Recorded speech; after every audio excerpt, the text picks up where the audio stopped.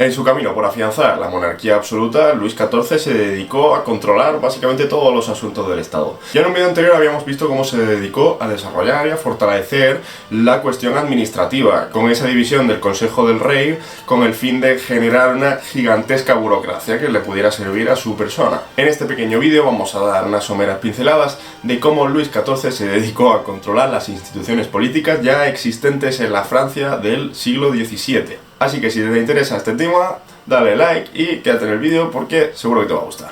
A modo de muy breve introducción, cabe destacar que la monarquía de Luis XIV no se dedicó a destruir las instituciones políticas que ya existían en la Francia de su tiempo, sino que se dedicó a reformarlas y sobre todo a controlarlas. Así, por ejemplo, los estados generales no se volvieron a convocar, pero tampoco fueron abolidos. Los principales afectados de estas políticas de reforma y de control de las instituciones políticas de Luis XIV fueron entre 1660 y 1670 los siguientes: los parlaments, los gobernadores de provincia, los gobiernos municipales y los estados provinciales, los cuales, si no dejaron de existir, sí que sufrieron una merma gradual en su poder efectivo. Empezando por los parlaments, también conocidos como cortes soberanas. Los parlaments básicamente eran una institución la cual se encargaba de registrar y aprobar en las provincias los edictos reales para que tuvieran, ahora sí, fuerza de ley. Estos edictos reales no tenían fuerza de ley, por así decirlo, y no podían ser aplicados a una provincia concreta hasta que no pasaban por estos parlaments. Pues bien, con esta institución se había llegado durante la Fronda incluso a un bloqueo del poder efectivo del rey, puesto que muchos de los magistrados se negaban a aprobar y a registrar estos edictos.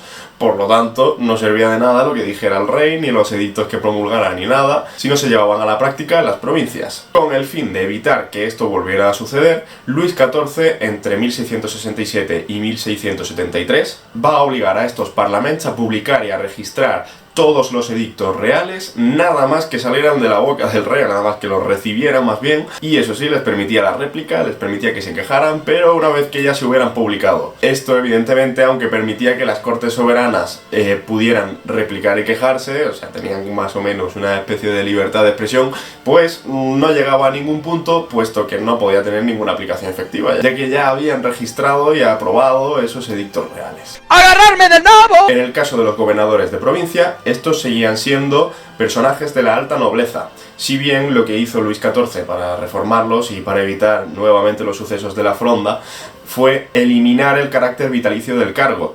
Así, el cargo de gobernador de provincia ahora duraría 3 años nada más, los cuales, en función de si el comportamiento del gobernador había sido satisfactorio, spoiler, si había seguido el mandato del rey simplemente, pues podría ser renovado durante otros 3 años. Además, estos gobernadores provinciales tenían que mantenerse en la corte durante un tiempo bastante elevado de su carrera, por lo tanto iban a ser más susceptibles de ser domesticados. En cuanto a los gobiernos municipales, el desarrollo del poder de los intendentes que ya habíamos visto en el vídeo anterior va a provocar una auténtica merma en las competencias de las oligarquías urbanas. Y es que estos intendentes, si bien se habían añadido a los gobiernos municipales o se habían impuesto en todos los gobiernos municipales con la excusa de poner orden en el asunto económico o recaudar impuestos y tal, lo cierto es que van a acabar actuando como árbitros de la administración municipal. Los magistrados municipales además van a pasar a ser elegidos exclusivamente por el rey, mermando una vez más lo que eran las competencias de las oligarquías urbanas. Esta política se debe a que durante la Fronda muchas de las ciudades fueron focos de agitación, así que con el fin de evitar esta situación que se volviera a repetir, pues Luis XIV decidió mermar las competencias de todo lo que no fuera referente a sus asuntos. Además, y para colmo de estas oligarquías urbanas, las ciudades fronterizas y con connotaciones más militares, con fortalezas, con guarniciones, pues sus cargos municipales iban a estar sometidos a estricta rotación. Finalmente, en cuanto a los estados provinciales, encontrábamos con dos tipos de regiones fiscales, por así decirlo. Por un lado teníamos los conocidos como pays d'etats, en los cuales los impuestos promulgados por el rey tenían que ser aprobados primeramente por una asamblea, una suerte de asamblea en la cual había representación de los 3 estamentos: la nobleza, el clero y el estado llano. Por otro lado estaban los pays d'elección, en los cuales Luis XIV sencillamente tenía que imponer los impuestos y no hacía falta que fueran aprobados por ningún organismo intermediario. Aquí mando yo, te callas. tonto. Pues bueno, en esta carrera por el control absoluto de todas las competencias del Estado, Luis XIV se dedicó a sobornar o a intimidar a estos diputados de las asambleas de los Pays d'État con el fin de que aprobaran sistemáticamente los impuestos que él lanzaba. Esta situación acabó derivando finalmente en que el rey simplemente lanzaba esos impuestos y automáticamente eran aprobados por todos los estados provinciales. Pues bueno, eso ha sido todo, espero que os haya gustado el vídeo de hoy.